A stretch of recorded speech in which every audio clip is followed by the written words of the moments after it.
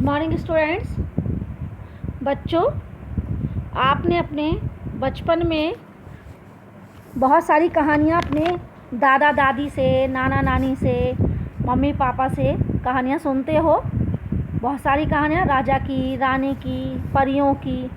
ठीक है, तो ऐसी ही आज एक परी की कहानी मैं आपको सुनाने जा रही हूँ, जो आपका चैप्टर 5 है पल्लव का, और जिसका शीर्षक है काली परी।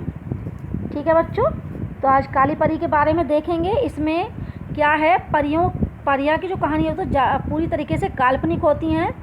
इस कहानी में जो मैं बताने जा रही हूँ, इसमें एक राजकुमार है जो एक आदिवासी लड़की को परी समझ लेता है।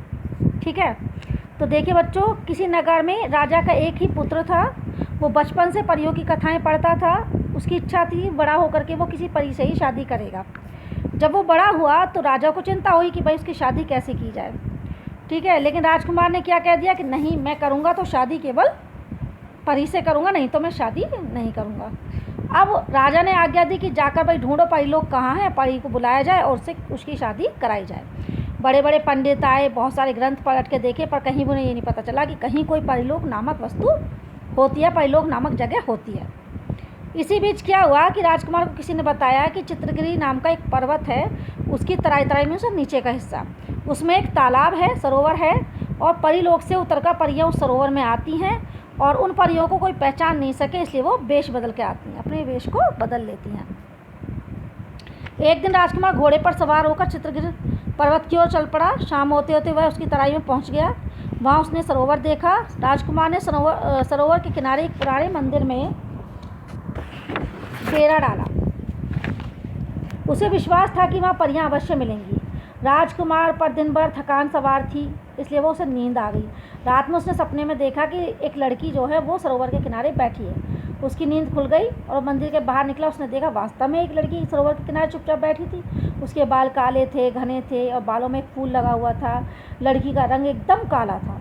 ठीक है, देखने में तो बहुत सुंदर थी, लेकिन उसका काला वर्ण ऐसे लग रहा था जैसे कि पत्थर पर कोई सुंदर मूर्ति को गढ़ दिया गया हो। ठीक है, राजकुमार ने लड़की के पास जाकर पूछा कि तुम कौन हो। लड़की बोली, मेरा नाम कजली है। राजकुमार ने कहा, तुम तो परी हो ना, अब तुम अपने असली रूप में आ जाओ। कजली ने कहा, नहीं, मैं तो वनवासी हूँ, मतलब आदिवासी हूँ, मैं परी नहीं हूँ। राजकुमार ने उसकी बात को नहीं माना, उस पर विश्वास नहीं किया और समझ लिया कि यह परी ही है, और वह कजली को घोड़े पर बिठाकर अपने साथ महल में ले आया। राजा और रानी ने कजली को देखा तो अपना सिर पीट लिया। राजकुमार ने बताया कि यह परी अपने असली वेश में नहीं है, यह तो वेश बदल के आई है, और जब वो वेश बदलेगी अपना सही तो वो परी बन जाएगी। ठीक है, इसलिए राजकुमार की बात सुनकर सब चुप हो गए। अब कजली के साथ राजकुमार की शादी कर दी। अब कजली की सुंदरता और स्वभाव पर घर वालों का ध्यान नहीं जाता, सब उसके रंग को ही देखते रहते। राजकुमार भी रोज़ रात में उठकर देखता कि शायद आज वो असली वेश में आ जाएगी, आज असली वेश में आ जाएगी, पर वो जैसी थी वैसी ही रही। एक दिन राजकुमार का धैर्य टूट गया और उसने गुस्से में आकर कहा कि कजली, आज तुम मुझे अपने असली रूप दिखाओ, आखिर तुम कब तक मुझे ठगती रहोगी, इसमें धोखा देती रहोगी। कजली हंस पड़ी। उसने कहा, अभी नहीं, कार्तिक माह की पूर्णिमा को देख लेना। यह बात सब जगह फैल गई कि कार्तिक की पूर्णिमा को परी अपना असली रूप दिखाएगी। कार्तिक माह की पूर्णमासी को नगरवासी राजमहल के बाहर जमा हो गए। सब इंतजार कर रहे थे कि परी आज अपने असली रूप में प्रकट होगी। जब काफ़ी देर हो गई तो राजकुमार महल के अंदर गया। उसने कजली को यहाँ वहाँ सब जगह ढूंढा, लेकिन उसका पता नहीं चला, क्योंकि वो वापस जा चुकी थी। ठीक है, तब राजकुमार को याद आया कि अरे, परियां तो अपना परिचय इसी तरह देती हैं कि वह फिर सदा के लिए वहाँ से चली जाती हैं और लौटकर कभी भी नहीं आती हैं। ठीक है बच्चों, तो हमें इस पाठ से यह शिक्षा मिलती है कि हमें कल्पना में विश्वास नहीं करना चाहिए, बल्कि जो सच्चाई है, जो यथार्थ है, हमें उसमें केवल विश्वास करना चाहिए। ये कहानी लिखी थी आपके रविंद्रनाथ टैगोर ने। ठीक है बच्चों, आज के लिए इतना ही। Thank you, have a nice day.